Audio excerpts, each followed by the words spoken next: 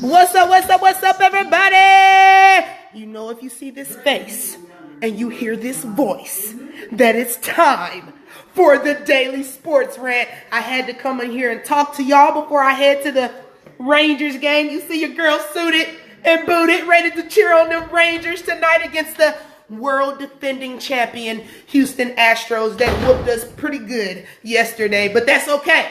That don't mean that we can't come back with a vengeance today, okay? Don't get it twisted. I hope everybody, hold on, let me get the lighting right up in here. Hold on, let me get, there we go. There, y'all can see me. There we go. I hope all of you guys got to check out the First Take Your Take episode featuring yours truly. It is posted to my page and my personal page, so make sure you check it out. Because I straight up schooled Stephen A. Smith today. You heard me? I schooled that man. I had him looking confused and bewildered. He didn't know what to do. And we wasn't even talking about the Cowboys. Okay. What's up, Crystal? Thanks for watching. William, I see you tuning in. What's up? I wanted to talk to you guys a little bit before I head out to the Rangers game. My girl Kelly, homegirl Kelly, is taking me. Shout out to McKellany, a.k.a. Butterfly. You feel me? She's taking me to the Rangers game, you know. So I told her, you got the tickets. I got the beer and the hot dogs, baby. That's how we do it. You feel me? So I wanted to get on here and talk to you guys and converse. You know, I like to do my rants every Monday, Wednesday, Friday. And I had to come on here and talk about the one and only Mark Cuban. Let's go Rangers. That's right, Patricia. You know, I'm so disgusted with Cuban right now. And to all of the sportscasters and the broadcasters and the analysts and the sports radio hosts that was like, oh, I just can't believe Cuban's this kind of person. Oh, it's just not, doesn't seem like he would not do anything. And he had a president in charge that was sexually inappropriate with women. Really? What's up, Danny? What's up, Karen? Thanks for tuning in. And now it comes out that not only is it possible that Cuban knew about the things that Ustiri was doing under his watch, now it comes out that he is being petitioned for some type of racial profiling or racial rhetoric. It's been reported that there was a noose found in the office of in an office or in a closet in the Mavericks front office. I don't know the exact details, but basically a noose was found. And Mark's Cuban response was just to throw the noose away,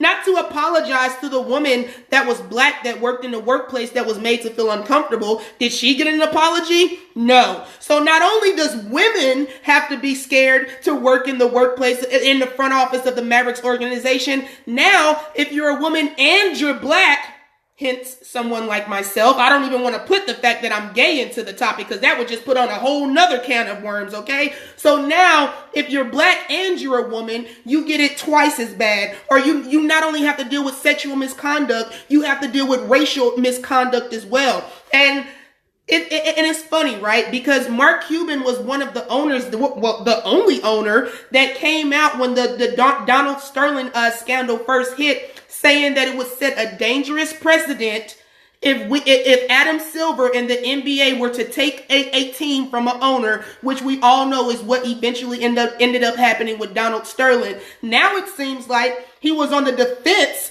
of Donald Sterling's team being stripped away because he thought, based on certain actions of his own, that it is possible that one day he may find himself in a similar situation, which is what he does right now. Seriously, this type of, and when the Donald Sterling news initially came out, Crystal says we need them to win. We listen to you every time you go live. Thank you, Crystal. I appreciate it. What's up, Carlos? Thanks for tuning in. You think when the Donald Sterling scandal came out that no other owner in the NBA knew that Donald Sterling was a racist bigot? You think that no other owner in the NBA had ever heard Donald Sterling make racist or disparaging remarks against minorities? No. You know the only reason owners started to shy away and say that the remarks that he made were disgusting? Because he was caught on tape saying them. But think about it for a second. Why would it be so hard to imagine that other owners in the NBA, in the NFL, hell, all across the sports world feel the exact way Donald Sterling does when it comes to minorities, when it comes to women, when it comes to any other person that isn't a white powerful male. You are beneath them. You're not important enough to get the basic respect that a human being deserves. And Mark Cuban, yet and still, is the owner of a team. I'm disgusted, and this is coming from me, someone who's never defended Mark Cuban since this initial story broke out, someone who was very adamant in believing that he knew a hell of a lot more than what he was letting on when it came on to Usari, the president and CEO in charge of the Mavericks front office. I found it hard to believe then, and I definitely find it very, very hard to believe right now.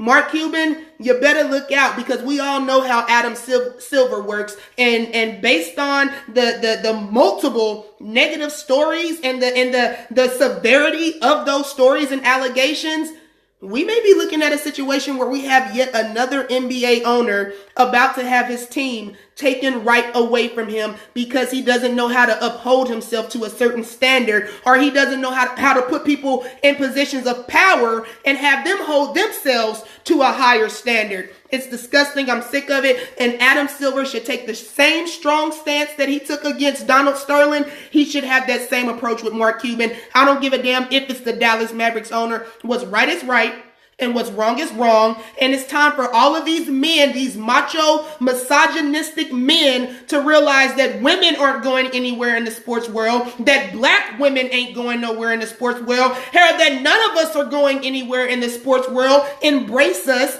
accept us for the knowledge and the talent that we possess within ourselves, and move on, okay? It's a new dawn. It's a new day. It's a new era. Get rid of all these old-minded, conservative thinking individuals who only want to see a certain type of person succeed, and put people in the position to give people like me and everybody around the world that may look like me a chance to do what they do best, which is talk about sports in an intellectual manner and give the people what they want, okay?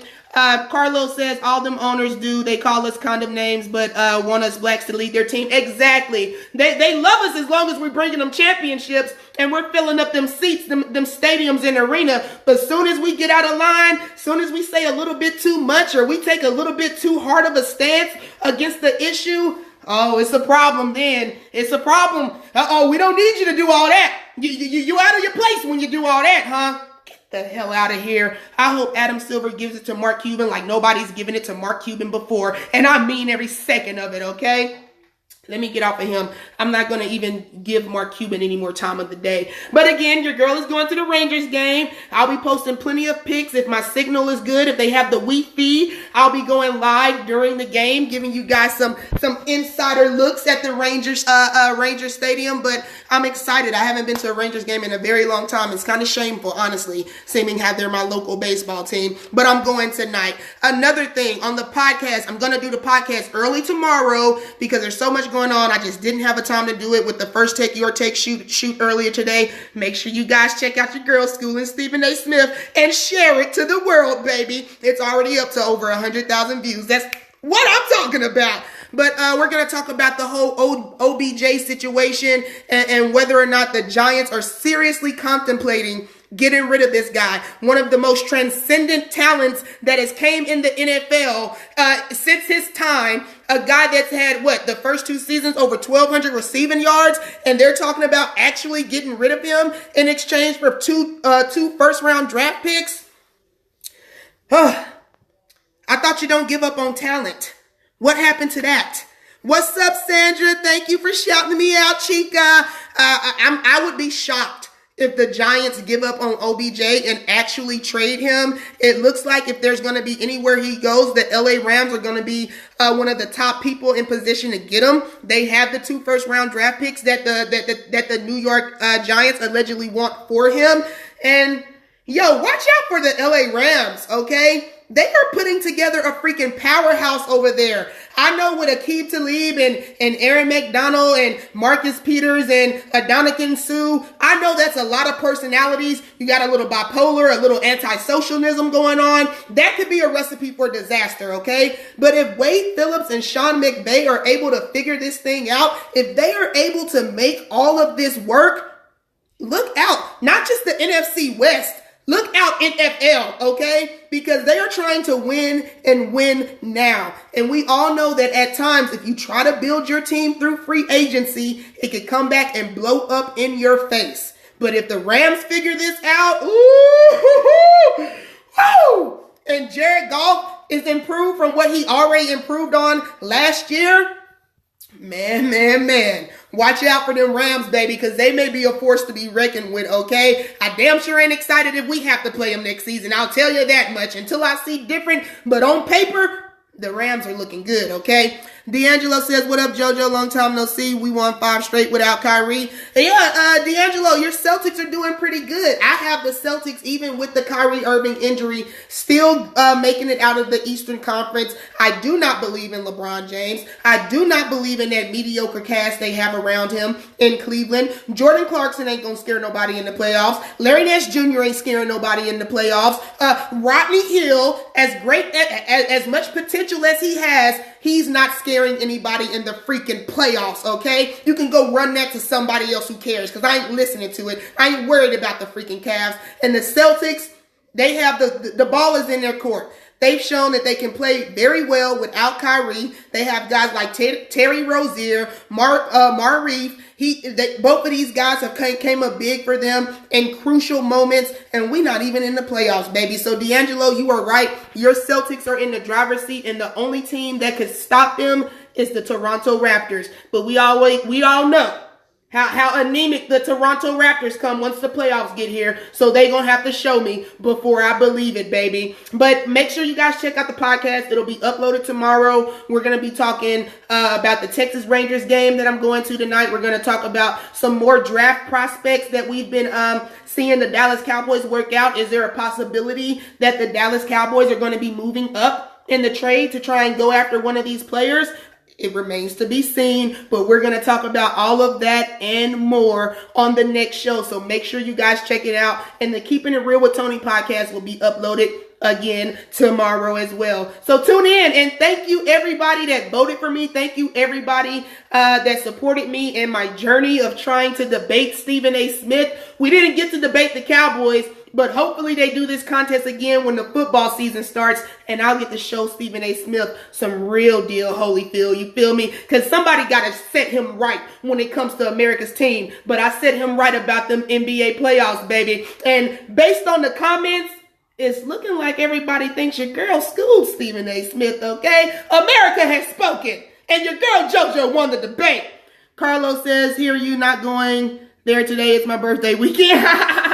All right, I feel you. But good Friday to everybody. Again, thank you to Sandra, D'Angelo, Crystal, Carlos, Karen, Patricia, anybody else who voted. I know my man Tavon voted almost every week that I submitted. James, Carla, my cousin Sandra, everybody who's been sharing the video. Dana, Walt from BFB, the face of DFW Radio. Thank you, all you guys, for the support and for sharing my first take, your take against the one and only Stephen A. Smith. And make sure you check out the podcast. It'll be uploaded tomorrow. Peace.